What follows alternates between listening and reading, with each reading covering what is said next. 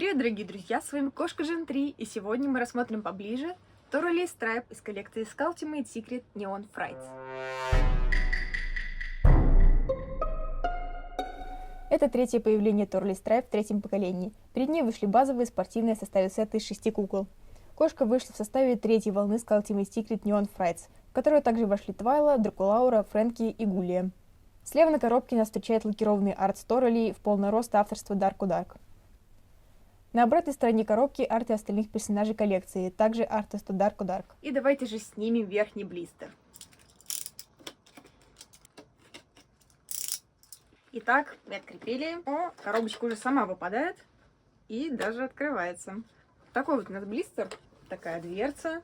Тут у нас язычки пламени, какие-то когти, какие-то лапки, какие-то царапки от кошки, которая сидит внутри. Оба картонных вкладыша вытаскиваются. Дверца становится воротиной, через которую видно куклу, если ее оставить в шкафу. А сзади будет рельеф стеганой поверхности, а черепки Monster High в качестве кнопок. Также есть дырочки, чтобы повесить на стену. Так, давайте же откроем. Посмотрим, что же внутри скрывается. Открыть достаточно легко. И вот и она перед нами. Таким образом, Torley размещена внутри. На лице у нее кусочек мягкого пластика, возможно, чтобы сохранить прическу. А на ноге, на которой есть полоски, тоже кусочек пластика. Таким образом выглядит обратная сторона вкладыша на дверце и внутренность шкафчика. Здесь мы видим разнообразные символы персонажа, вещи, которые ассоциируются с кошечками, а также интересные плакаты. Меня очень заинтересовала наша исследовательская работа. Да, кошечка? Какая ты милашка. Ой, какая милашка.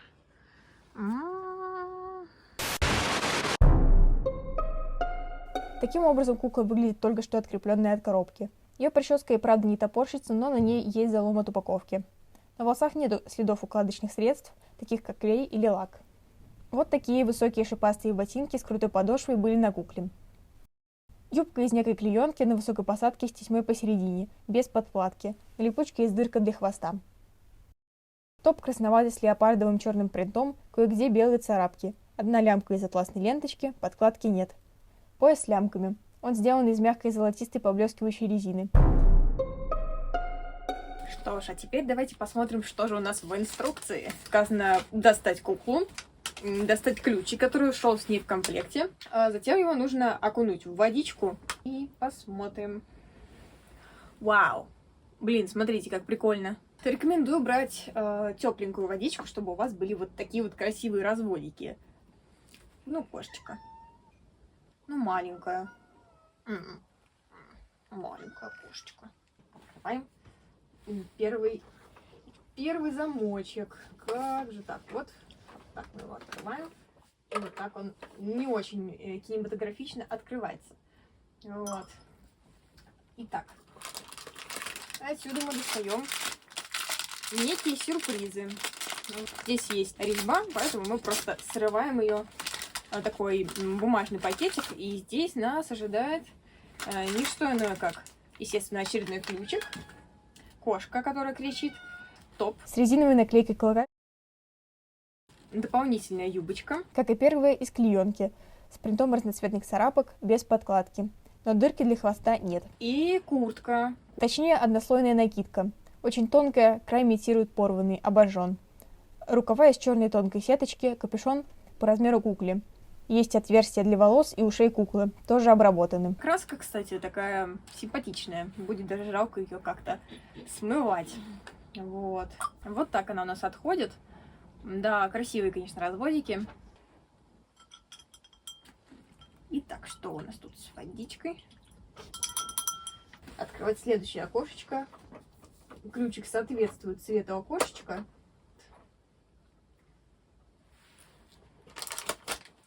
И у нас очередной пакетик, точно такой же, как прежний, насколько я могу судить. Да, он точно такой же. Итак, следующий ключик, точно с такой же краской. Также сумочка. Стилизованная под шипастый клубок с рельефом застежек молнии, котиком и хвостиком. Открывается. Такие вот аксессуары. Necklace. Чокер со скелетом рыбки. Сережечки. Одна из 3 шестеренок. Вторая из силуэта сложно узнаваемого котика. Вот это уже открывшееся окошечко. Давайте и следующий пакетик. Тут нас ожидают ботиночки. Черные босоножки-гладиаторы с разноцветной подошвой. Это не брак, а так задумано. Внизу рельеф лапок и веревочек. Такая вот вязаночка для ключей и ключик. А почему он уже проявленный? Это что за халтура? Я что-то не поняла. Ну, халтура, просто халтура. У нас такой маленький синтезаторик настольный. У него мало клавиш, но зато на кнопочках лапки. Сама конструкция усатая и ушастая. Сзади рельеф кошачьего черепка Monster High. Маленькая кружечка. Вся в паутине из перламутрового пластика с изображением кошки. Как гласит рисунок на дверце, внутри нее налит чай, но жидкость больше напоминает кофе с черепком из сливок. Вот, очень симпатично. Дневничок. Очень маленький, такой хорошенький. Вот бы у вас есть. Знакомый нам по первому поколению дневник, но в кукольном масштабе. Внутри неразборчивые надписи на разлинованных наклейках и скетч концертного образа. Кукла Торали в нем в составе сета с Парсифоной и мелодией. Микрофон, но, на мой взгляд, это также напоминает некую награду. Из серебряного пластика на черепке Monster High. В качестве стойки скелет руки.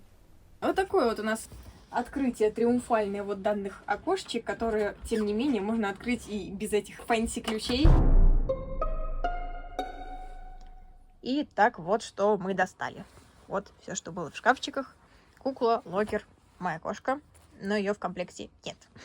Одинаковые по молду ключики на подвеске стеганом черепке Monster High. Я одела Торали в полный образ, и теперь мы можем сравнить образ промо-фото и артом Darko Dark. Кукла весьма похожа на свое промо-фото. На арт Darko Dark она также похожа, но на арте почему-то другого цвета юбка из первого аутфита и накрашены ногти. Макияж у куклы яркий и мрачный, особенно в сравнении с базовым выпуском. Верхние красно-желтые огненные тени очень широкие, почти доходят до самых бровей. Нижние тени фиолетовые, одна половина светлая, другая темная. Коричневые брови весьма широкие.